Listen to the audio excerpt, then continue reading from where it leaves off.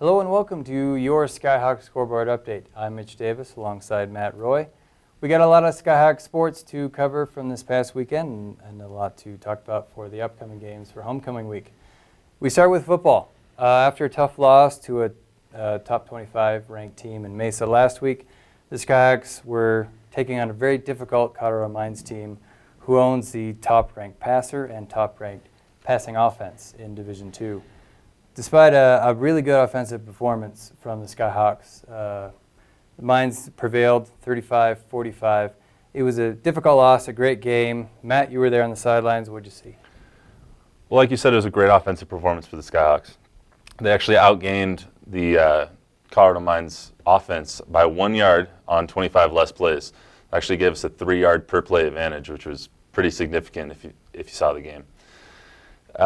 Going into the third quarter, the Skyhawks were down 31-14, but Skyhawks came roaring back, shutting out Mines in the third quarter 21-0, scoring on 3 straight possessions to open up the half. Unfortunately, Mines shut out the Skyhawks and came back and won the game 45-35 after the Skyhawks took a 35-31 lead. Like I said, it was a fun game to watch.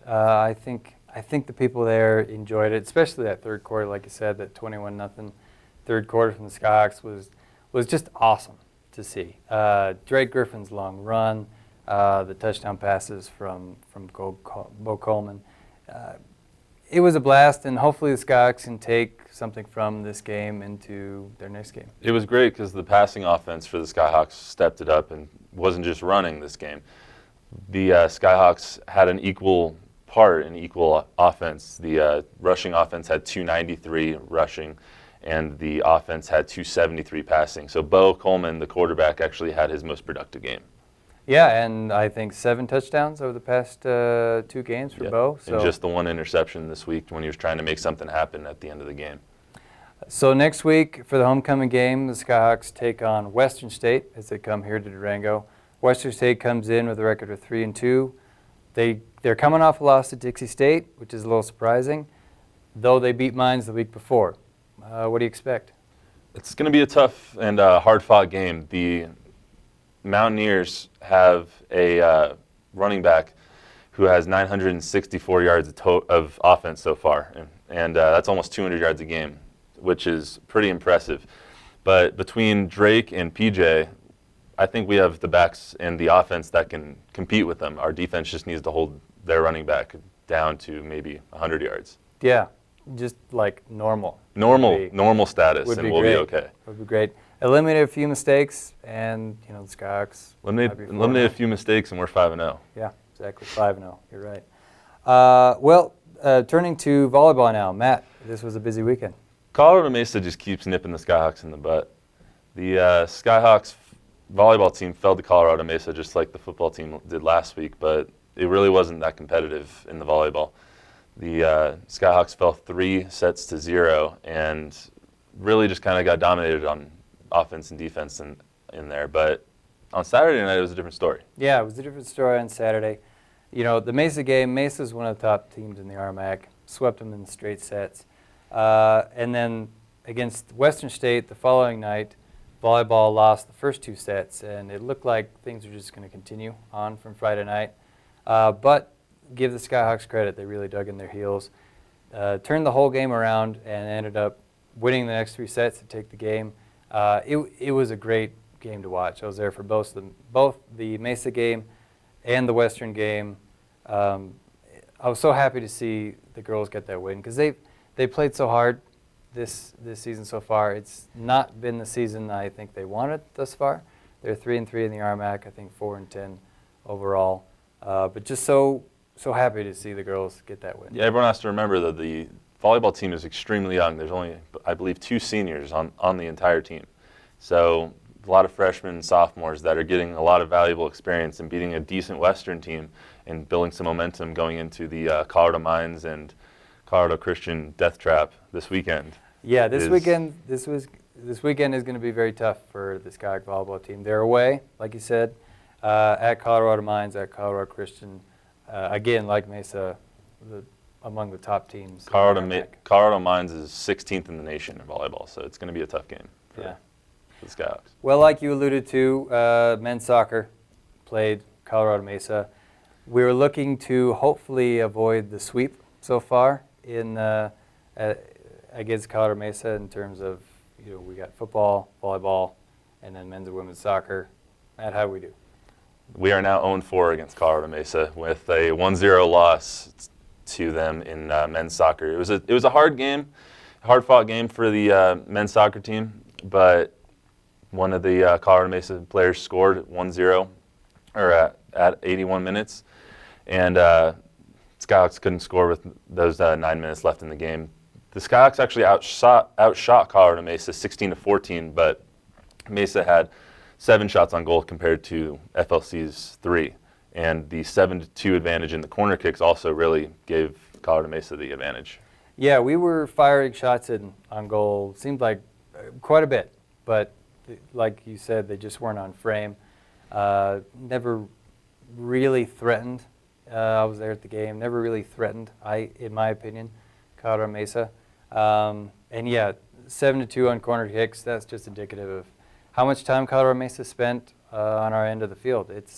It seemed like just a matter of time before they were going to get that goal in. It's tough to win a game when you don't get the ball on the other side of the field. Yeah. The second game for the Skyhawks, they traveled up to Salt Lake City to Westminster. 180-degree difference against Westminster. Defense was great. The Skyhawk defense is great against the Griffins, I believe they are. Our goalie, Elliot Chatterton, I'm not even sure he needed to be there because he only needed to make 1 save. I think Westminster only had 4 shots the whole time, only 1 on frame, and that was the 1 save. Yeah, compared to FLC's 20 shots. Yeah. So the Skyhawks come away with that one. That was huge. That was great to see. And then this week, men's soccer has 2 home games here in Durango. Adams State on Wednesday, and then Pueblo on Friday for their homecoming game. Looking to the women's side, for women's soccer, the Skyhawks were taking on Colorado Springs. Really no nice way to say this. The Skyhawks just crushed the Mountain Lions, 6-2. It was really just a scoring clinic. Jenna Brown and Alicia Sanchez had 2 goals apiece. Add 2 more goals by Renee Terrell and Shayla Malecki. But the women weren't done. No, on Saturday they came away with the 2-1 win over Western State, who football's trying to beat this weekend in the homecoming game. Andonia Apergy, I believe her name is, and Courtney Riley both came away with their first goals of the season, and Shayla Malecki got one of the assists. Next for the women's Skyhawks soccer team is Black Hills State on Friday at 12:30 at FLC's field for the homecoming game. Going on to cross country, both men's and women's cross country teams were in action at the MSU Denver Invitational, and respectively they got 7th and 2nd. Yeah, Great showing from our women's cross country team. Men did well too, but 2nd place from the women's team was really pretty exceptional. Yeah. One final highlight for you: men's golf was at the Western New Mexico University Fall Intercollegiate Tournament. Overall, the Skyhawks finished 15th with Matt Hundley and Eric Neal were the top finishers for the Skyhawks. Finishing in a tie for 48th. The FLC Players of the Week. We actually have 4 FLC Players of the Week because there was just so many great performances on the pitch and on the field and on the court. For the we have 2 for the men's and 2 for the women's. Who did you choose for the women's this week? For the women's, I had our Skyhawk women's soccer players, Jenna Brown and Alicia Sanchez, 2 goals apiece. Just an exceptional game against Colorado Springs, again beating them 6-2. Honorable mention maybe to Kendra Swackenberg, who had, I think, 37 assists in the Western State volleyball game. But Jenna Brown and Alicia Sanchez, just an amazing game. Shayla Malecki also had a goal and an assist this weekend. So Shayla and Renee had the goal too. Yeah. Really, it's hard to pick just 2. But from the men's side? For the men's side, it was again tough to pick because Elliot Chatterton had pretty good games, and the soccer team got that one win. But the football team, Bo Coleman and Dre Griffin, both had tremendous games against Colorado Mines. Bo Coleman had his best game of the season with 273 yards passing, 4 touchdowns, that 1 interception. But overall, he just commanded the offense. And then Dre Griffin broke off a 68-yard run to cap off a 21-0 third quarter for the Skyhawks and give them the lead. And they both just had tremendous games this week. Yeah. For more information on the Skyhawks sports teams, go to goskyhawks.com. And today, Mitch and I will leave you with the play of the week from Aurelius Hughes and Bo Coleman and Colorado Mines football against Colorado Mines football game. Thanks for watching. Double H to the right side, single wide out is Hughes to the right, far. Coleman gets the snap, rolls right, wants to look to the end zone, in some trouble, stiff arms his way out of trouble, throws on the sideline, and off one hand, off another hand, and into the end zone. Hughes, touchdown.